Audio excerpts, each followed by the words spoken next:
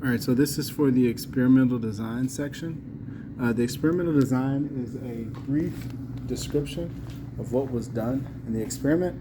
It must include what data was collected. Don't actually tell me the data, just tell me what kind of data was collected. The mass, the volume, the time, the temperature, what was collected. In this section, no personal pronouns. Really, in the whole lab report, you shouldn't use personal pronouns, but for this here, we're just saying no personal pronouns for this section. So that means no I, we, me, or they, right? You're using passive voice. So for example, instead of saying we stretched the steel wool, you would say the steel wool was stretched, right? Instead of we stretched the steel wool, okay? So that is passive voice. This is not a good experimental design yet because we don't have the data that was collected. We don't know what data we collected when we stretched the steel wool. So a better experimental design here would say the steel wool was stretched and the mass was measured before and after it was stretched, right? And there are a few different ways you can do that. You can type it to be more concise and succinct. So for example, we could say something like this. The mass of a steel wool ball was measured before and after stretching it out. So you see how we did passive voice, and you see how we talked about what data we collected, right? The mass of a steel wool ball was measured.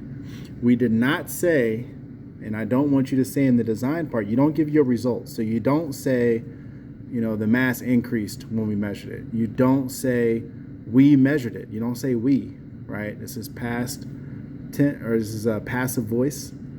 So you are not saying anything about your results. You're not saying that something was happening. You're not telling me that, you know, alka-seltzer. You're not saying it dissolved successfully. You're not saying gas was produced, right? You're not giving me the results. You're just giving me the design of what you did and what you measured, right? So, okay, so hopefully that's clear, right? The mass of the steel wool ball was measured before and after stretching it out. Really, all of these are going to be really similar to this. You do not have to overthink it, right? One sentence, maybe two sentences. Focus on what you're actually mixing, right? If you didn't, you probably don't need to mention the vial, except like for this one, you might mention it, but you really still don't have to, okay? Just overall, I want you to work on your summary skills, 1-2 sentences. What did we do in that part and what were we measuring? All right. So that is that. Now for our diagrams portion, okay? And this really should say particle diagrams. And the particle diagrams, just like the histograms, you can do them on the computer and insert them there. Or you can take picture of ones that you did on paper and you can upload them here instead, okay? So I'm gonna show you real quick how do we do the diagram. First, let me show you how to get to the rubric. So you do wanna check your rubric just to make sure you're doing everything correctly. So if you go back to your main assignment here, to the main lab report assignment, go down to Rubric right here, download it, and click on it.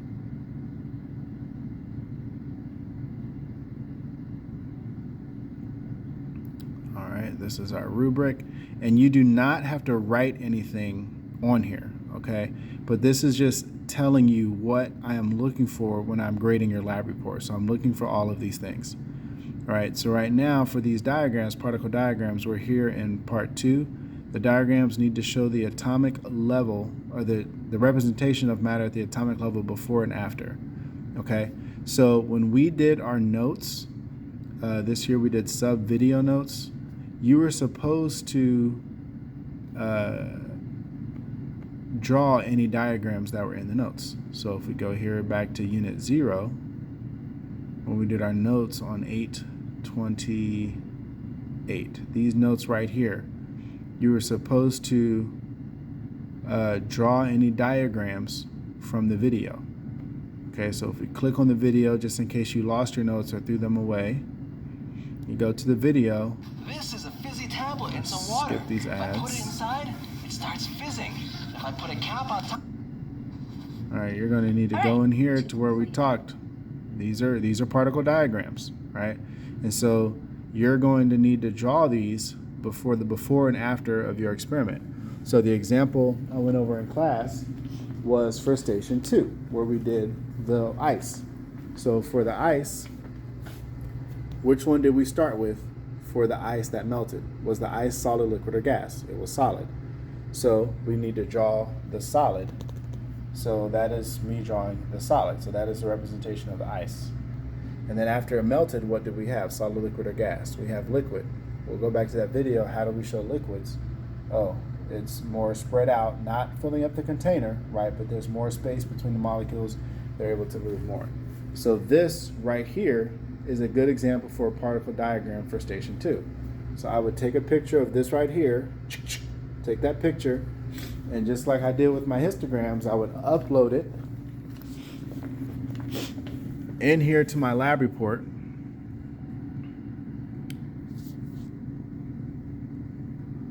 Right here under diagrams, okay, or right next to diagrams, right? So I would click insert, click image, and then select it from my computer, and then my particle diagrams go there. Make sure it's clearly labeled, right? This is before and after, and make sure you put it in the right section, right? So I know what I'm grading, what I'm looking for, okay? When you do that for all 6 sections, you are done with almost all of this lab report. Your purpose is filled out, hypothesis is completed, your experimental design is completed, you got your groups data table here, you got the data table for each section, you got the histogram and the diagram, particle diagram for each section. Now we just have to do our conclusion, all right? The best information on the conclusion is again back at our rubric. So let's go back to our rubric. At our conclusion, this is what we're doing for this conclusion. First, we need to identify which experiments showed no change in mass, explain why there was no change in mass, and a possible source of error. For number 2, identify which experiments showed a change in mass, explain why there was a possible, or explain why there was a change in mass and a possible source of error. And then state the law of conservation of mass in your own words. So that one you might need to look up, but then you're going to put in your own words. Don't just write down a bunch of words you don't understand. All right. Obviously, everything needs to be written clearly. Okay. Now, if you're just copying and pasting from somebody else, what's going to happen is you're going to end up with a 0. So make sure that you're doing this on your own. Okay. So it says identify which experiments showed no change in mass. So again, I want you to look at your class's data, whatever the most common result was, that's what I want you to say for this number 1 and number 2. So we're gonna look back. If we go, let's say you're this student. All right, let's say you're this student right here. And this is your histogram that you made from this class data. Which result was most common, change or no change? Right? 3 groups had no change and 3 groups had change. Okay, so we were tied even and even. So now we're going to look and we're going to say, okay, which single one had the most? So we had 3 of these with 0. Okay, and then we had 1 with just a very small change and then 2 with a big change. So which one result was the most common? It was the 0 here. So we're going to classify that this mass of steel wool had 0 change. So we are going to put in our lab report, in our conclusion, we're going to come down here to our conclusion, and it says see rubric here, right? So you go back to that rubric, and we're going to say that station 2 was one of the ones that had no mass change. Now, if your class data is different, okay, you have to put what your data has. I'm going to be looking at your class data. So don't just put it because I'm saying it here. Look at your class data, see what is the most common, and that's what you put as your conclusion. All right, I'm going to show you this example here in a second. Okay, so here's an example of just this one part of the conclusion, right? The first paragraph, I might want to do all the ones that had no change in mass. So I would say station 2 had no change in mass, explanation. The amount of steel wool didn't change, it only spread out further. And then it does say here in the rubric that we need a possible source of error. So this is, I really only want the source of error since we have the sources of error in our data table. If you did it correctly, that should be in your data table for each station. Here, you only have to put a source of error if that data does not match what should be. So I'm going to basically tell you the answer here. All of these stations should have no change in mass. All of them should have no change in mass. Okay?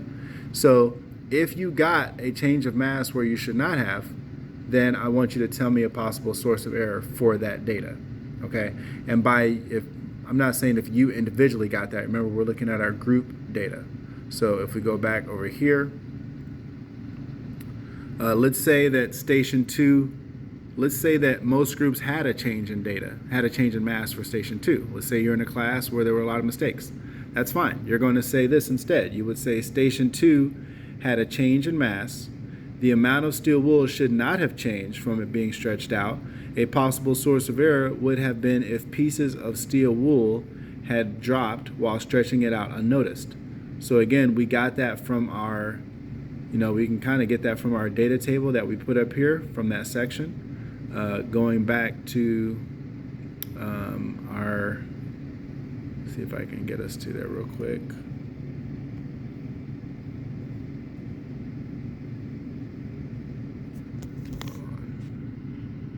Yes, going back here to this data table that we did right here, right? This one that we typed out on that Google Doc, possible sources of error. So you're really just kind of pulling from there as you need.